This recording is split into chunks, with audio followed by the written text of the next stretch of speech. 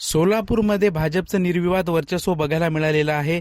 खरं तर सोलापूर हा माजी केंद्रीय गृहमंत्री व महाराष्ट्राचे माजी मुख्यमंत्री सुशीलकुमार शिंदे व प्रणिती शिंदे यांचा गड समजला जातो. लोकसभेला सुद्धा इथून काँग्रेसकडून प्रणिती शिंदे यांचा विजय झाला होता, परंतु विधानसभेला शहरातील तिन्ही मतदारसंघामध्ये भाजपने आपला झेंडा रोवलेला आहे व काँग्रेसला पराभवाची धूळ चारलेली आहे. सोलापूर शहरातील तिन्ही मतदारसंघामध्ये सोलापूर मध्यमधून देवेंद्र कोठे, सोलापूर उत्तरमधून विजयकुमार देशमुख व सोलापूर दक्षिणमधून सुभाष देशमुख या भाजपच्या तिन्ही उमेदवारांचा मोठ्या फरकाने विजय झालेला आहे. यामध्ये दक्षिण सोलापूरची जागा ही चांगलीच चर्चेत राहिली होती, कारण इथे महाविकास आघाडीमध्ये बिघाडी झाल्याचं चित्र निर्माण झालं होतं.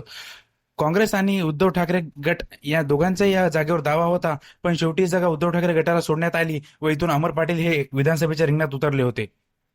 परंतु काँग्रेस नेत्या प्रणिती शिंदे आणि काँग्रेसच्या कार्यकर्त्यांनी सुद्धा इथं महाविकास आघाडीचा धर्म न पाळता ऐनवेळी त्यांचा पाठिंबा धर्मराज कडादी या अपक्ष उमेदवाराला जाहीर केला होता. तरी यामध्ये सुद्धा त्यांचा पराभव होऊन इथे दक्षिण सोलापूरमधून सुभाष देशमुख हे भाजपचे उमेदवार विजयी झालेले आहेत.